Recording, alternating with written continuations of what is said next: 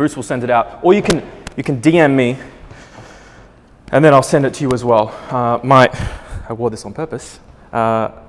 If you want to know my page, if you want to DM me to get the presentation or the slides, Strength of Saad. Simple.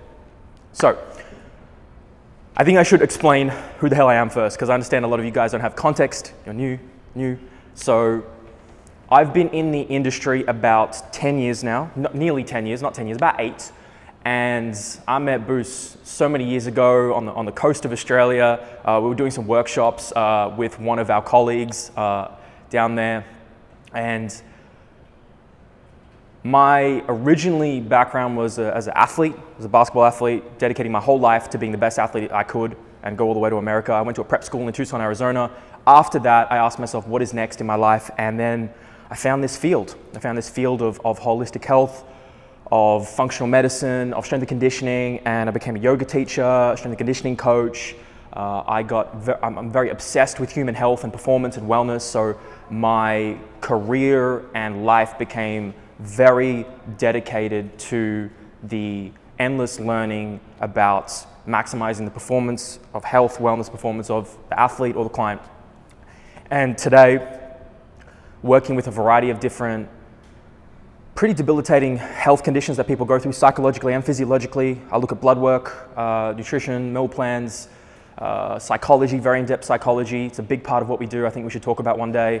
Obviously training, strength and conditioning, and a little bit of medicine as well when needed. But it's really a very holistic approach that I take, and that's why a lot of what I do can be very diverse, and I can present on really any topic you guys want. I don't have anything to sell you. I just want to, be a part of a community now coming, because I moved all the way from Melbourne to Australia, from Australia to here about 5 months ago, and I know this man, and he connected me here. So, whatever you guys want to know and learn about, I would love to help you if you want to know. I've also run, what's an equivalent of a Cert 3 and 4 in Australia to here?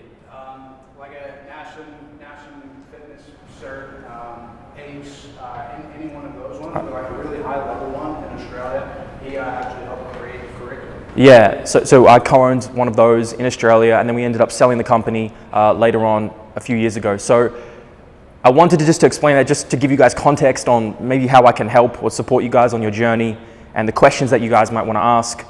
But I don't want to make this me just presenting down to you. Stop me anytime if you have questions and thoughts, things you want to share. First thing I want to ask you is, does anybody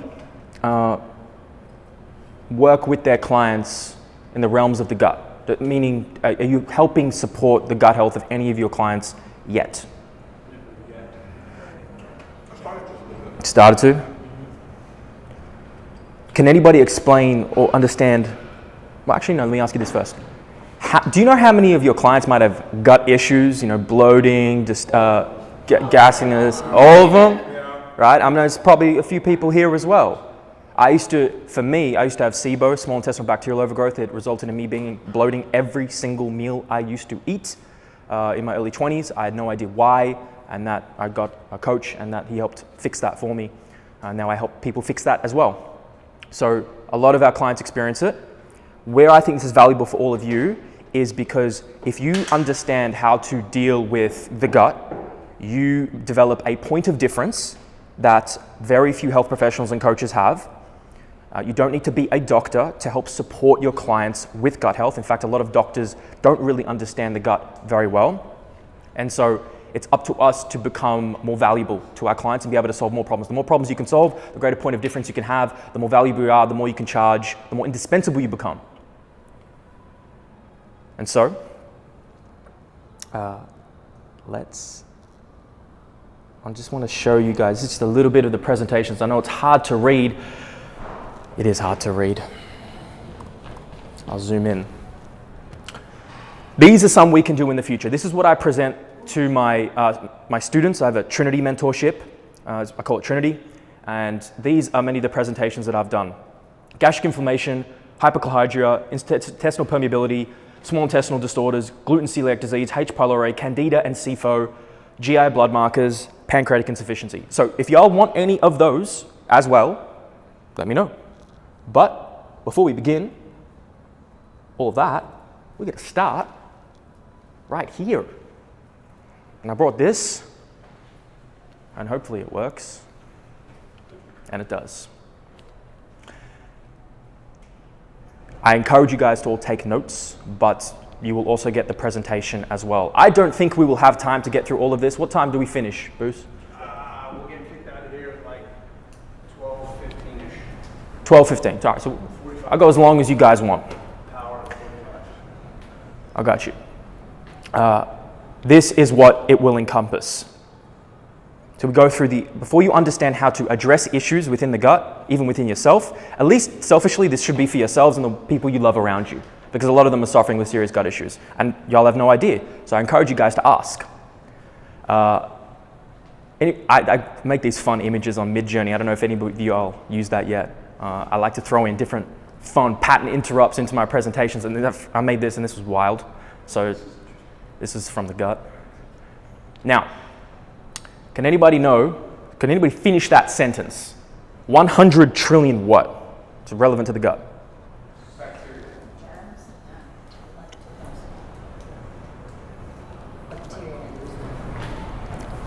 The closest answer would be like bacteria, microorganisms. So we think there is a gargantuan amount of bacteria or microorganisms in our gut. There's more of them than human cells themselves. And we are probably, we think we're more bacteria and microorganisms than actual human cells. So an analogy I like to give you guys is your gut is like a garden. And it depends on what you feed it to which it will flourish, or whether you let weeds take a hold. What are some things we think influence the garden? Major categories of health and habits and behaviors. Interesting. Okay, go on. Food, Stress. Yeah. Activity levels, all. Yeah. Sleep. Rest. Yep. Birth delivery method, even cesarean versus natural. Breastfeeding duration.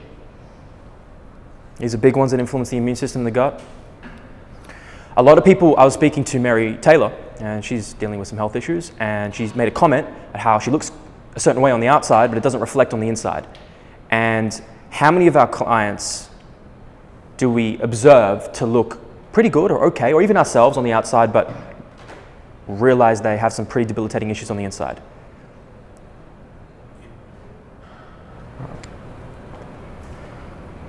That's what this is going to start unpacking, because eventually it will show itself on the outside. It's just a matter of time.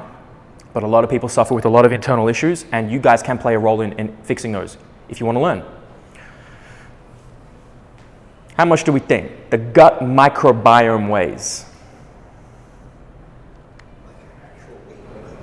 Yeah, the weight of all of pounds. We're in America, that's right. Like pounds. Probably more than the same. Yeah. 30? Third of your body.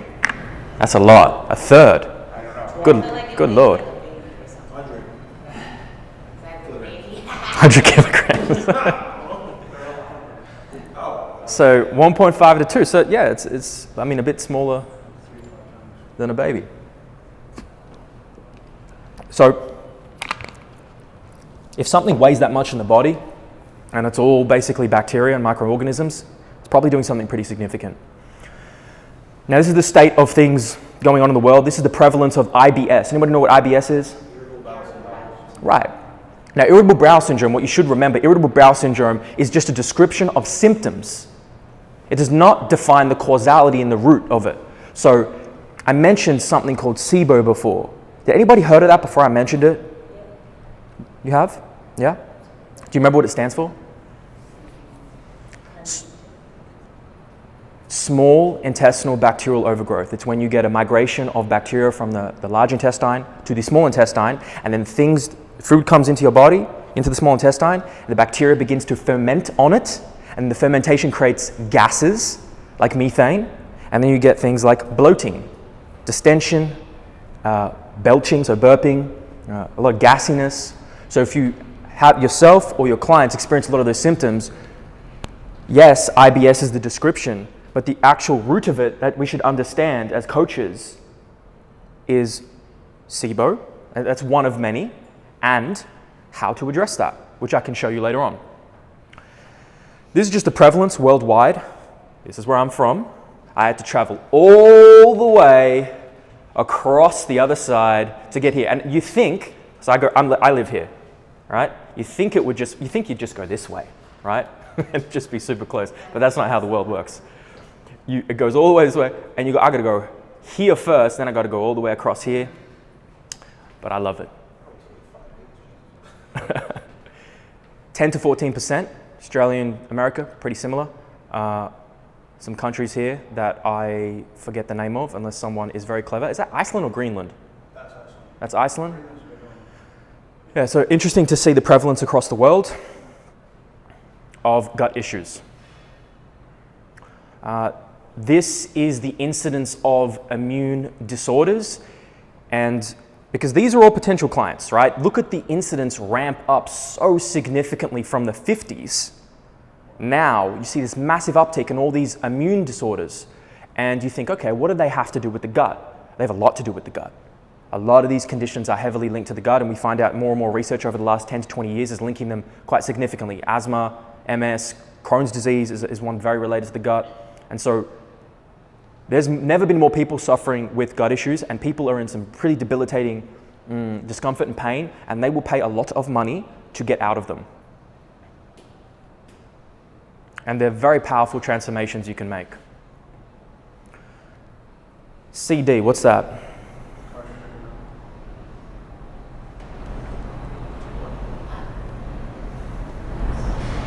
Celiac disease. Celiac. So celiac disease is when someone has a genetic, not even a sensitivity, a genetic intolerance, a genetic allergenic response to gluten. And we can see this has increased, what is that, fourfold from the 75 to 2010. There's a lot of influences in our society today, in our environment, in our upbringing, that is increasing these issues. And that's a question for y'all. Absolutely. Food quality. Lifestyle. What about lifestyle? Work hard, stress. I've heard stress a couple times. You cannot understate how important stress is for your immune system and for the gut. As men, we don't really identify as stress. Like, we're either always stressed and it's just a new baseline for us and it's just normal, just constantly at war with ourselves and the world, or we don't have a language for it. Now, if I can speak for us, where females generally, I notice they might be on the other end. They might over-identify with it, very anxious, head, cerebral, emotional, but regardless of the sex differences, stress has extremely prominent effects on affecting the gut and your immunity, and actually damaging the lining of the gut itself, particularly emotional stress. Anytime you feel that tension and tenseness in your body and it's constant, the anxiety that we might feel day to day, sleep deprivation, all of that is an accumulated burden on damaging and affecting nutrient absorption and the actual gut lining itself. So I'm going to take you through some.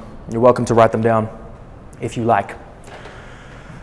One of the biggest is, so one thing is multivariate. One of the biggest is environment. I say chronic stress. We just talked about that. Allostatic load is basically, I don't know if anyone's heard of that. You can use that term with yourself and your clients it's a scientific term to describe the whole bucket of stress that accumulates in the human body. It's nutrition, it's environmental, it's toxins, it's water, it's training, it's sleep, it's everything. Nutrient deficiencies. So many of us in this room and so many of our clients have pretty significant nutrient deficiencies. One of the most common, what's the most common one in the world? I just did a post on this. I don't know if say again? Vitamin D. Yeah. Well, hold on. Vitamin C. Vitamin D's up there. Vitamin D's definitely up there. Zinc, I see zinc. Zinc's one of the most common I see on blood tests. A is actually almost, unless they're vegan, almost not, because it's so prevalent in meat. Speaking of meat, but actually iron deficiency anemia is one of the most common. And we think it's high in meat, but it's not really high in animal flesh product, unless they're organ meats. Organ meats is very high in them. So a lot of people, particularly females, who have a menstrual cycle, they bleed, you lose iron every time you have a cycle. So you need to be mindful of that around that time. Dysbiosis. Has anybody heard of dysbiosis? Okay. So it's some terminology you might want to look up. It's a pathological bacterial overgrowth. Antacids. Is that term familiar? Are you guys familiar with that term? Yeah. The acid blocking medication people take. Yeah, like acid. Does anybody take them? Pepto-Bismol. Yeah. I don't. You take them? You've taken them before? So that's actually it's a problem. It's a problem. Yeah. And American thing, it's advertised like fucking juice. It's like, what in the world is this? and your stomach is supposed to be acidic in order to digest the food that you're intaking. Okay, you need an acidic environment. Pepto-Bismol, an antacid, it comes in there and it's anti-acid. But hold on, don't I need acid to break down the food? And I'm going the other way? To alleviate temporary symptoms. The Western world, America's a big culprit of it, is Band-Aid solutions. It's Band-Aid solutions. And it makes a lot of money because people will pay money to get out of temporary pain. But they don't realize that later on, that pain's coming much, much worse, or it's going to increase. And so, as coaches, as health professionals, I encourage you guys to have a more holistic mindset to try and get to the root of why you and your people are suffering. High intensity, long duration exercise, quality of gluten. People with celiac disease and gluten sensitivity can eat gluten here in America, get fucked up, go all the way to Italy or Sardinia, have the gluten, have the pizza, have the pasta, no reaction. Anybody heard of that? Yeah. I just had a conversation with one of my clients. She likes the Mediterranean diet. She goes to France to travel and work. Yeah. And she noticed that whenever she's in France, they have tons of pasta and high-fat meals. And she feels fine. And when it's here, she starts having gut issues. She just bloating. She carries all the water right through her legs from whatever to this point. Yeah. And she thought it was her kidney issues. She can't figure it out. Well, that's a conversation we might be able to have. The quality of gluten is a big player there. Quantity, breastfeeding, like I talked about, birth delivery mode, like I talked about, timing of gluten introduction when you're an infant. So there's a lot. Questions, thoughts, anything you want to share so far? Tell like the quality of gluten. What is that? You can tell by how long it's been fermented for. For example, what do we think has generally a bit higher quality? White bread or rye and sourdough? You implicitly know. You intuitively know what's high quality. And the reason that's generally a bit high quality is because rye and sourdough has been fermented for longer. When a food is fermented for longer, well, when a wheat product is fermented for longer, its gluten content reduces. White bread can be so readily available and so cheap because it's very quick and easy to make. It's less time consuming. Sourdough rye takes longer. So it's simple economics. So one way you ask, one way you can tell that, okay, one is type, another is source. This is a level of detail I don't know if you guys will care about, but you can try and look and see where your bread has come from. You can try gluten-free variations. You can try replacements. What do I need bread for the next month? Could I replace it with something? Just as a test, just as an experiment. But the simplest thing would be replacing white or wheat, whole wheat with sourdough and rye.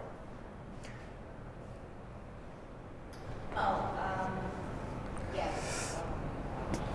Right, the breastfeeding. I didn't know breastfeeding interrupted your gut. What about breastfeeding? Message me and I can send you some more on it. But as an introduction here, breastfeeding confers a lot of health benefit to the infant. There are certain compounds in a mother's breast milk that cannot be found anywhere else, even including formula. And so there's a mother's immunity to certain pathogens, diseases, or rather, will be conferred to the infant through her breast milk. She will confer a lot of nutrients to the child through her breast milk. And so as either current mothers or future mothers or, wives, spouses, etc., their health matters a lot. And so if we observe in literature that when children or infants are breastfed for longer, that their health outcomes are better.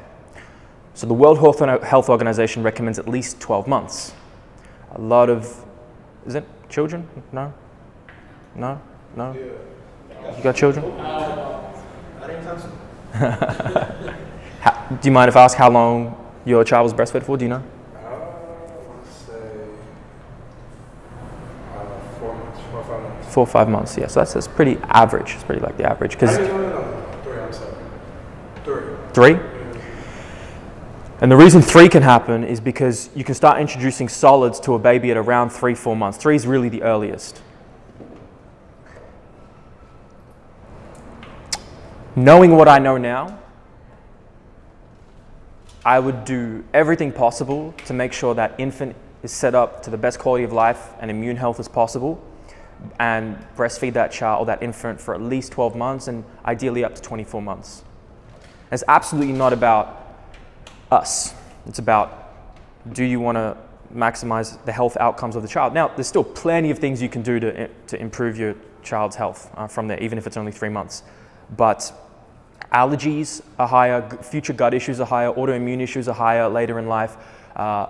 Infants tend to have more sensitivity to foods and intolerances to foods. And then send me a message and I'll just send you something more concise on that, because it's a big topic. That's a whole presentation. Anybody else? I'd rather answer questions than we can present, because questions are specific. I mean, I just wanted to say I'm breastfed for like 4 years. 4 years. It's just crazy. Wow, that's the longest I've heard. Yeah, it's because my mom is kind of crazy. But I don't have any allergies. Like, I never caught COVID. Didn't really get sick. So it might like lose up. Some roots maybe. She's like, she's a doula, so she's like. Oh, she is? She knows. She natural birth and home birth? Yeah. So she's not crazy. Yeah, yeah. She's ahead of the game. That's great. Now, I'm not going to say it's because of that, because that would be, I think irresponsible of us as a scientist to say that. But correlation, yeah, it's definitely could have influenced that. Thank you for sharing that. So, I like to explain why we're learning things, unlike university that just shoves things, or college, that just shoves things down your throat. Why I start with this presentation before we get into showing you how to deal with issues, because you need to understand the foundational principles before you build protocols on top of it. I could teach you all the things that you can give to clients to take, but that's irresponsible because you don't even know how they affect the gut or even the physiology of the gut. So these are, from my view, must know terminology if you're going to begin helping guiding your clients through gut issues. This is a simple one, right? Digestion definition. But digestion is impacted significantly by some pretty basic things that we all are culprits of. Inadequate chewing. Does anybody know how many times do you chew about per bite? You swallow your food? Lord. Now, okay, so if a client says that to you, what do you say to her? Or what do you ask, rather? Client says, I swallow my food. All right, you're like, okay, that's probably not ideal. How can I help you here? So what was your name? Aaliyah. It's a beautiful name. What question do we ask to Aaliyah if she's our client from here? Do you know why am I asking you how much you're chewing your food? How much? And she's telling you she swallows it. Now what? Tell her the importance. Hey? How do you feel after having that? That's good. Before we get to education, let's ask more questions. How do you feel? Hey? Are you stressed? Yeah, good. Are you rushed? Yeah, How do you feel while you're eating? Where were you eating? I love it. Location. What do you think about when you're hungry? When you're hungry, so you're trying to what are you trying to understand by that question? You said when Like you're hungry. how you are with your emotional statements. Lovely. What are you eating? Scarfing it down so quickly. All great questions. So, Aaliyah, why? Why do you eat so fast? Because I'm always in a rush. Okay. And I also have 2 animals in the house, so if I don't get it down fast, I'm gonna have them in my face. Okay. Dogs? Yeah, dog Okay. and a cat. Okay. So, yeah. So then from here, I would ask, Aaliyah, are you aware and mindful that what you could be doing is not the best for your digestion? Do you want to change it? Do you want strategies? Do you want support to help change it? I definitely would like to change it so I'm not always having a tummy ache. Okay.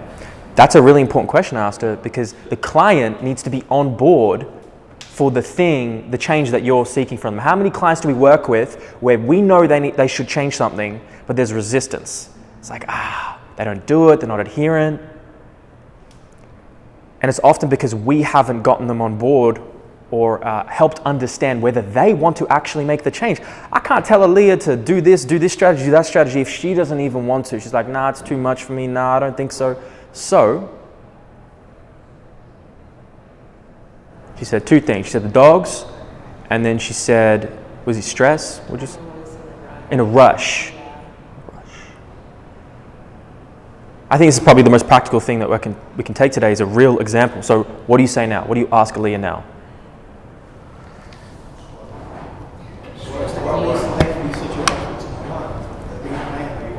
Yeah. Mm-hmm. Are you getting fast food to complement with fast You food? surround yourself with people who are fast.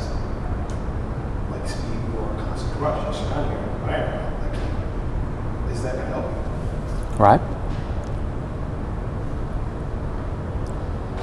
Aaliyah, if you could change your situation, what would you do? I would definitely plan out my day better so that I would have time to eat. I have a lot on my plate at all times. I work other jobs, so like I'm always scrambling to get to the next Yep. place. So notice we had our solutions. Let Aaliyah or the client come up with the solution. Because someone who comes up with their own solution is significantly more bought into actually doing it. Because if I said something else, it's a new thing I have to adjust to, I don't know about that, there's doubt, I've got to try it. Okay, so the planning, the organization. So then the conversation in the coaching call with Aaliyah would go to, all right, how do we better help manage her stress? Planning, organization. I'm sure we could find half an hour, 45 minutes a week to do some meal prep, buy a meal prep. So get the dogs in a room for 30 minutes, like find something. I'm sure we could do something for that. I'd really actually, for you to get you to think about, next time I see you, I'm going to ask you, how's it going? Because see, then it's habituated for a lifetime. So it can be difficult. But if I've always been this way, you got to think, okay, what could always being like this way do to me long term? So the goal, at least 20, 30 bites, at least per mouthful.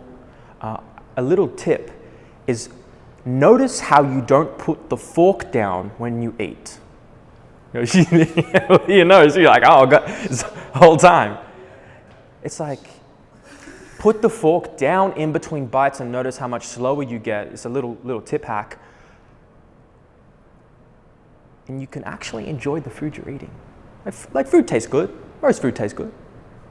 Another thing too, I don't know if it's true, but it's like a myth that I heard about. When you eat with your hands, it actually sends a signal to your brain that you're fuller quicker. So you put your food down. I like eating my hand. I'm a messy eater. But I like it. noticed that when I eat with a fork versus when I eat with my hands, I'm slower. I'm paying attention to how I'm chewing my food. And yeah, I get fuller. It's a really good observation. So digestion is sensory. It's not just taste. It's sight, it's touch, it's smell. Absorption. If you don't adequately chew, if you eat while you're stressed, it's an equivalent to like eating while you're training. Like you wouldn't eat a meal when you train. Except Angel. Angel's got a lot of food to eat.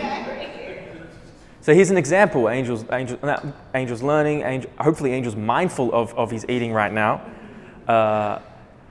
If you don't get this right, you undermine this. If you undermine this, then you contribute to nutrient deficiencies that could then be contributing to other things. I'm sure there's other areas in your life that you're like, maybe energy, maybe menstrual cycle, maybe like female health issues, brain fog, sleep. If you don't give your body the chance to digest nutrients effectively, then you undermine this part. You absorb, then we assimilate, then it basically gets into the bloodstream, and then it moves from the bloodstream to utilization into the cell. So you can see this step-by-step process, and you guys can pause the video, watch it back later, or message me and I'll send you the slides.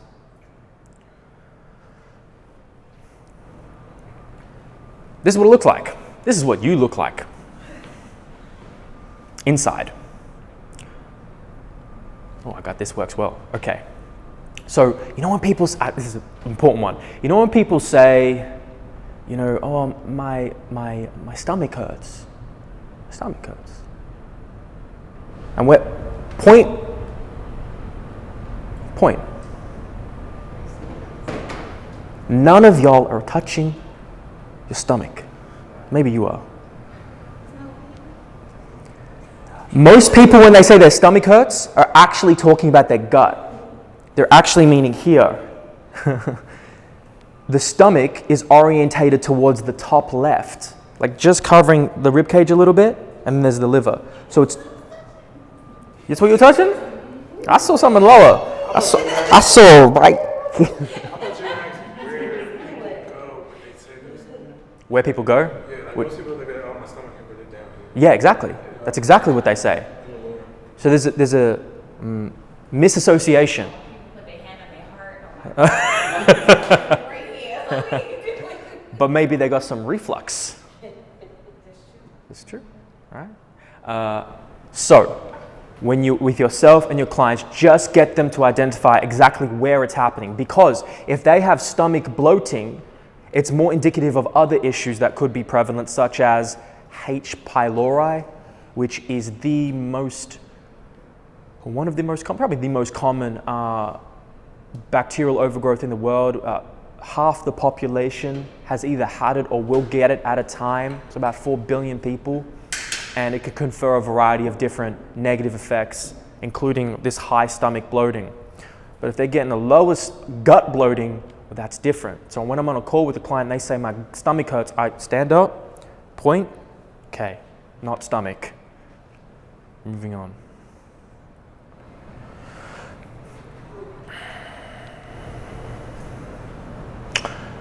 So, this is getting heavier now. I'm not going to get too heavy with you guys. Basically, this is a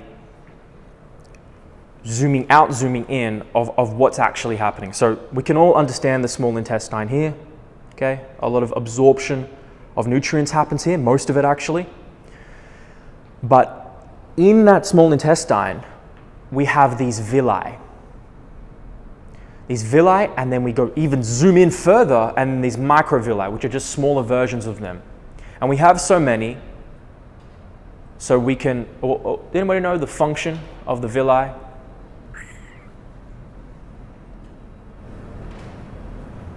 know they're part of the absorption process. Nutrients. That's right. It's like about what I remember. You can just start there. They just absorb nutrients. But here's what happens when either you have celiac disease, or you're eating in a constantly stressed state, or you have some type of gut damage.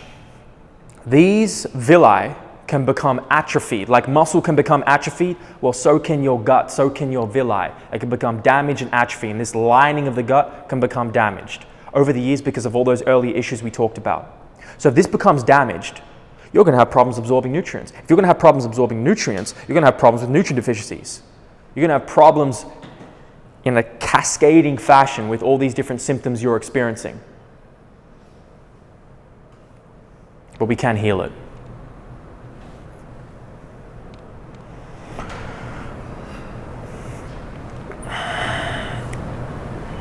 This goes into much greater detail because with my students, they have more of a background. I've already taught them previous things before that. So I'm not going to go into super great detail with you guys, unless you want it, hey?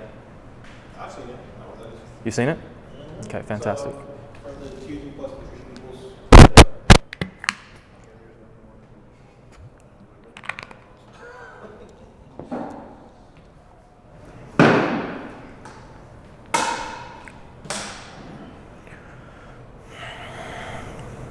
I like giving different examples. Like I've said, if they're damaged, you're going to struggle not only with absorption, but these things produce enzymes as well.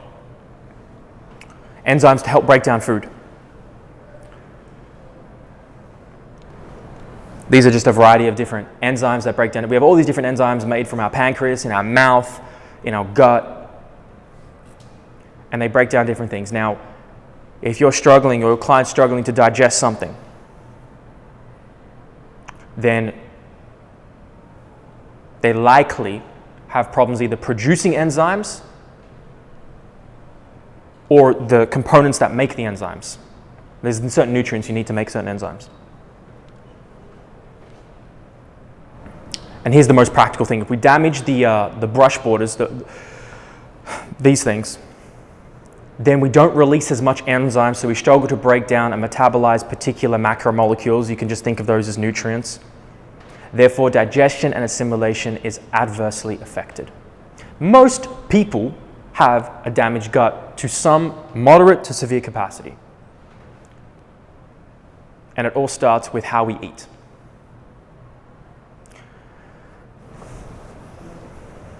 The mouth?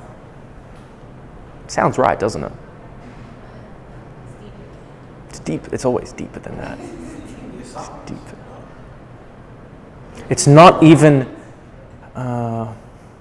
you said an answer. You kind of answered it before.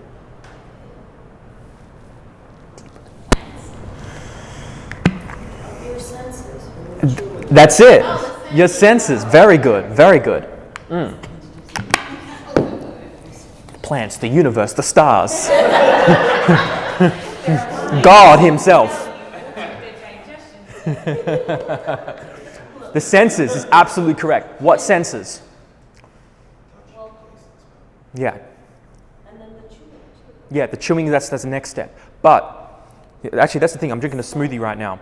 I don't smell my smoothie right now. I don't have a sensory experience with this smoothie right now, so I'm skipping this phase. But you can see it. I can't see it. That is one sense. I see this pink goo. Yum.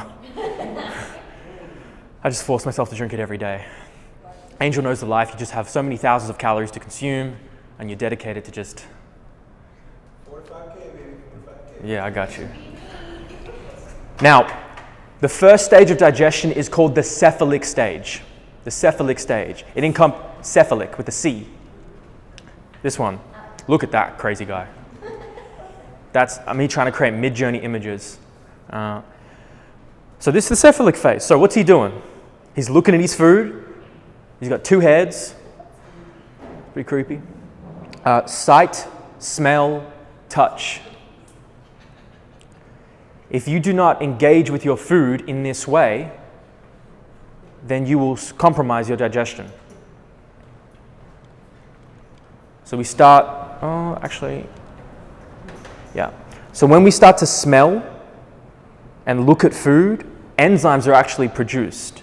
You can feel yourself create saliva in your mouth. Oh, we smell that food, that pasta coming, whatever it is. That is digestion beginning right there. So, another tip for all of yourself and all of your clients, Aaliyah, what you can do is before you all just sit down and eat your next meal, just look at it. Just take a couple seconds to look at it. It's like, wait, what am I eating? Are there any bugs in my food? Y'all wouldn't know. Some of us wouldn't know we eat so fast. But not only that, smell it. Because smelling the food will start to produce enzymes in your gut. So now if you're producing enzymes in your gut and your mouth, you give your body a better chance to digest more effectively. Less gut ache. Sometimes I press my face against my food. You press your face? What, like a piece of bread? What? Tell us more. I don't want to see you eat now anymore. I definitely want to see. It's like it's a cheeseburger. Tastes good. Pizza. You got to explain this now. I like it. You're really engaging with the food. Making love to it. You got to tell us what that's about, though.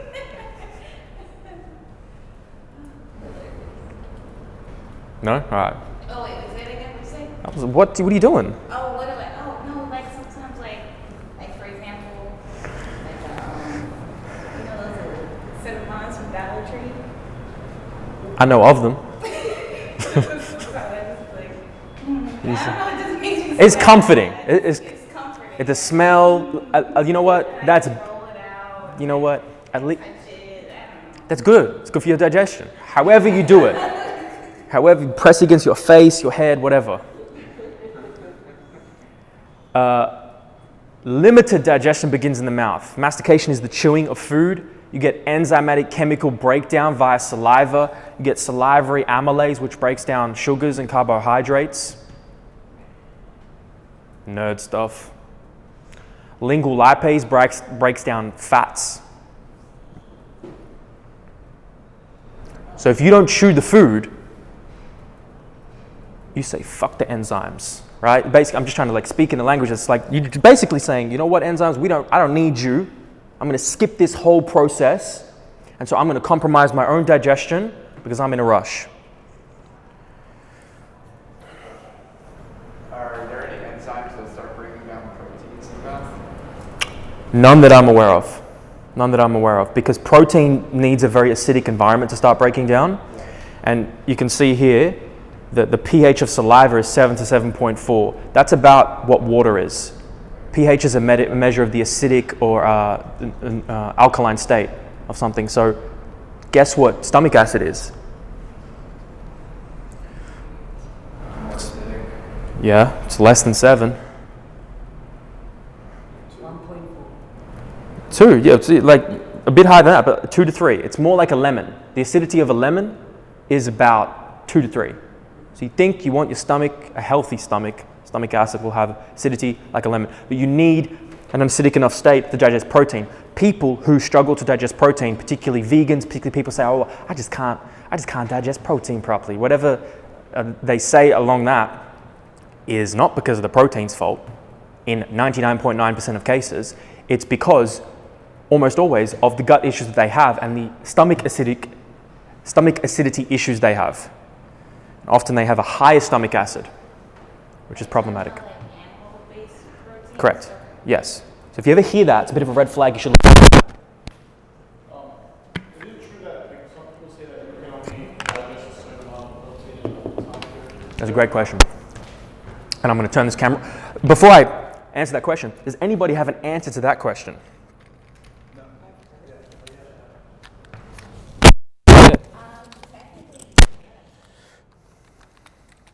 You have to explain.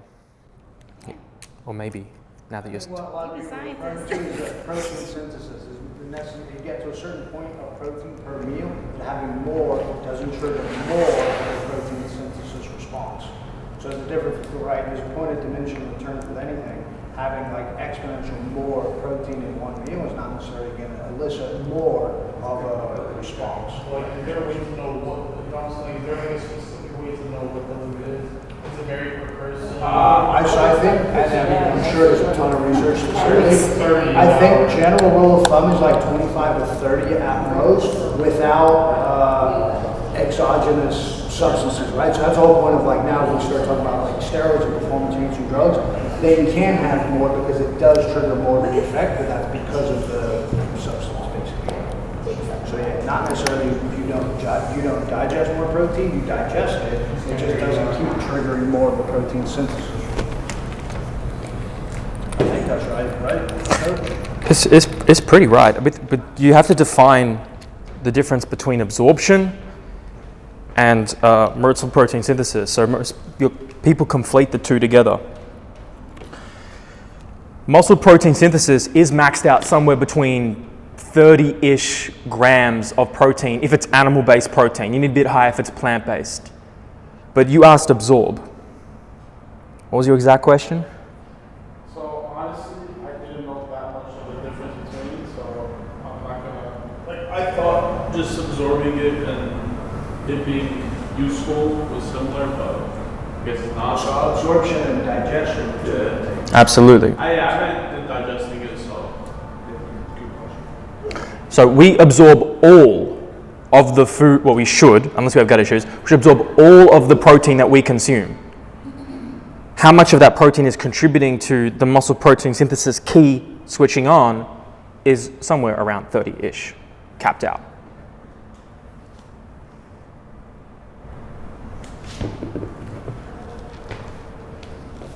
Any other thoughts, questions? It's 30 per what? Like what's the... Per meal, per sitting, per, sitting. So if someone's having one meal a day and they're having 100 grams of protein, they're still going to absorb all of that protein over a longer period of time, but only a small amount of that or a moderate amount of that will contribute to muscle protein synthesis.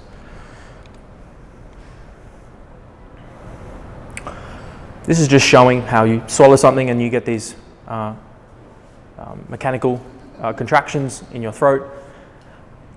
The second phase of digestion that you should be aware of after the cephalic phase, this phase around the senses, is the gastric phase. And that starts at the stomach. Goes down your esophagus into your stomach. I drink this smoothie, Angel 80s food. It's now sitting in our stomach. The metaphor I like to use is your stomach is like an acidic washing machine of gastric juices.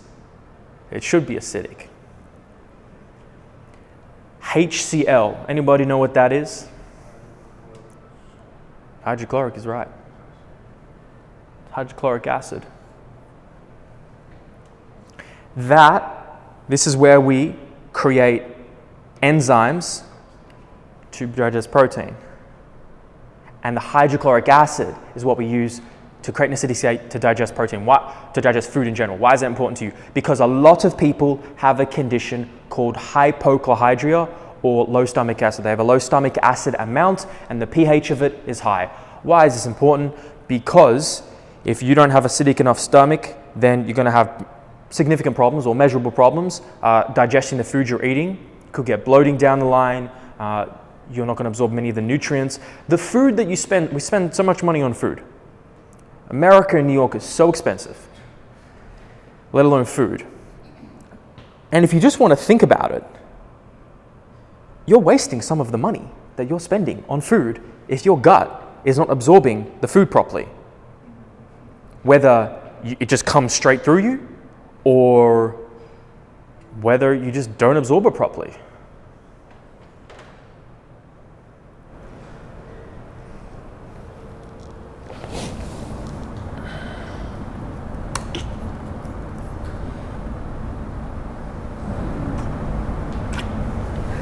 You want to say? You think of something? Yeah.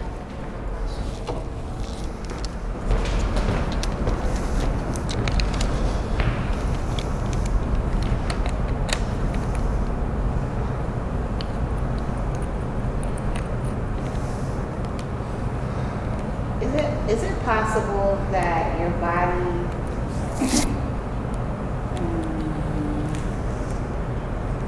is it possible that your body can still process bowel movements even though your food didn't digest properly? Yes. I mean, unless you're constipated. Right? Because if you're constipated, that's describing that your body's struggling to... Like a healthy bowel movement. Can you have a healthy bowel movement and with...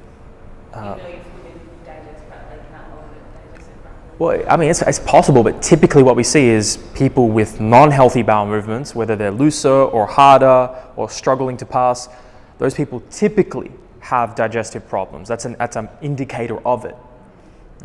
Is it possible? Yes, but it's not that common, because if you're digesting it fine, then usually you'd have healthy bowel movements.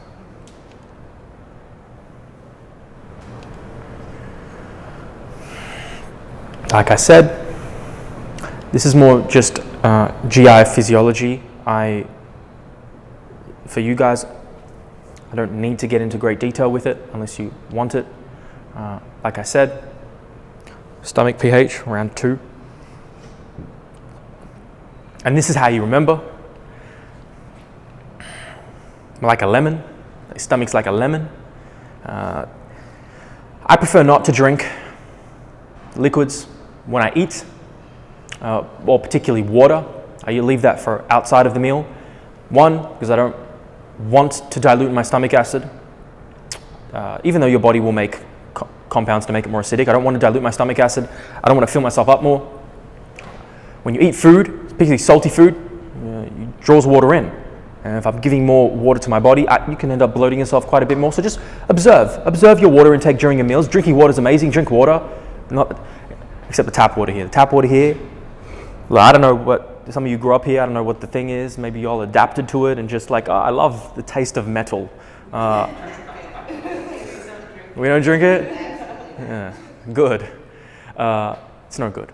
So in Melbourne, Tasmania, Australia, open up the tap and it tastes fine. It tastes good. I still wouldn't drink it because I'm pretty precise with my intake of water, but filter your water. So when is it a good time to consume a beverage? In between meals, during training, when you wake up. When you're eating, before or after? Before or after, I think it's a level of detail that doesn't matter too much. If you want to eat more food in your meal, I wouldn't drink as much food before. You're going to be quite thirsty after you eat a meal, so you might have the tendency to want to drink a lot of fluids. Just be mindful of that if you end up drinking a lot of fluids and you feel quite heavy, because a cup of water, a tall cup of water, can be half a kilo, 500 mils. All I would just be mindful of to begin with is maybe just minimize a bit of your water intake during your meals and see how that feels. So when they say if you drink however much water, like 30 minutes before you eat, It's fine. it'll, that's fine. 30 minutes is a pretty meaningful amount of time. I saw if you drink like a certain amount of water, like say 30 minutes before you eat, and then you eat your meal, you'll feel more full. Generally. Yeah. It depends how long that water takes to come through you and get processed, but 30 minutes is a pretty meaningful amount of time. If I wanted to make someone fuller, I'd go more like 5-10 minutes. I like when people eat fast and they start hiccuping. Oh, because they're swallowing a lot of air. One reason. It's not the reason, it's one reason. But hiccuping is a spasm of, I can't remember the exact area. There's a muscle that is spasming. Say again? I think it is your diaphragm. I think is it? Yeah. Yeah. People can get it when they swallow a lot of air. I don't know exactly. I think there's a couple of different ones. I know people aren't going to hire me to fix their hiccuping. It's not that much of a problem with most people.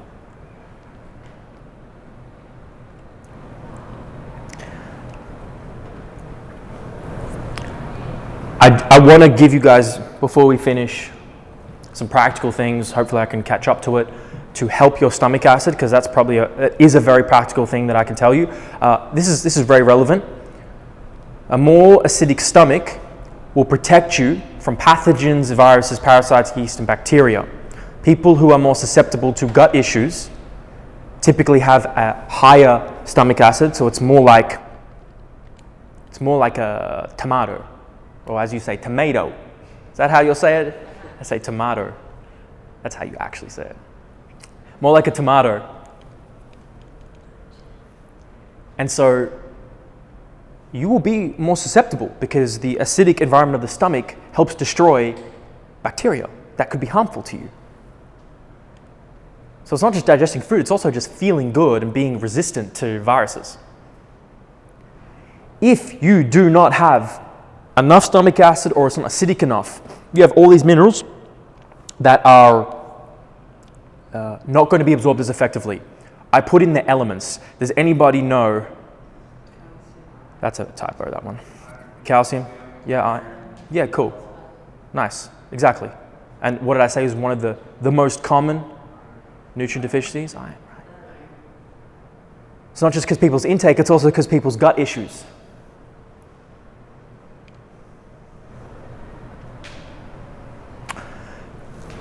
Protein digestion. You have hydrochloric acid, you have pepsinogen. A peptide's removed, turns into pepsin. This is the enzyme that breaks down the amino acid chain. Protein is just a chain of amino acids. It needs to be broken down. If you do not have enough hydrochloric acid or it's not acidic enough, then this process can contribute to why some people feel like they're not digesting protein effectively. I bloat when I eat steak. It's not as common, but it is more common with plant-based eaters. Does anybody coach any vegans, vegetarians, plant-based eaters? Any symptoms you've observed or you've asked of? Fatigue, yeah. I'd just do some investigation, ask, hey, how do you feel? Energy, fatigue, gut. Every time that we train in the morning meaning like 11, it feels like less Heavy, less energized? Okay. Could be a lot of reasons. I had an I mean, she's a pescatarian. The only thing I noticed is that she moved. Well, she also had a dancer background, but she did move at when I would tell her, you could go a little faster, she would go slightly faster. I'm like, okay, I don't know if that has something to do with being a dancer or her nutrition. I was wondering that. Well, we know nutrients, we know ATP is the energy currency of the cell. The mitochondria makes it. So then you go back, okay, what ATP, mitochondria, there are nutrients needed to help govern our energy systems, iron being one of them. So the answer is, yeah, it could be one of them. But if someone's just not moving as fast, there could be a psychological element, there could be a sleep deprivation element, there could be a psycho-emotional element. I'd just ask her. I would film her. Do you know this is what you look like? Dancing background, Yeah, that could be it too. And she thinks she's moving faster? Yeah. Could be an enthusiasm thing. This is pretty interesting. A lot of people have this, the low stomach acid hypochlorhydria. When they have this, their stomach acid is higher. It's around 3 to 5, like a tomato. There's this enzyme, pepsin, breaks down protein. You need an acidic enough, it needs to be acidic enough, otherwise this shit doesn't work. It doesn't function as effectively. So, a few of you in this room probably have hypochlorhydria, all right?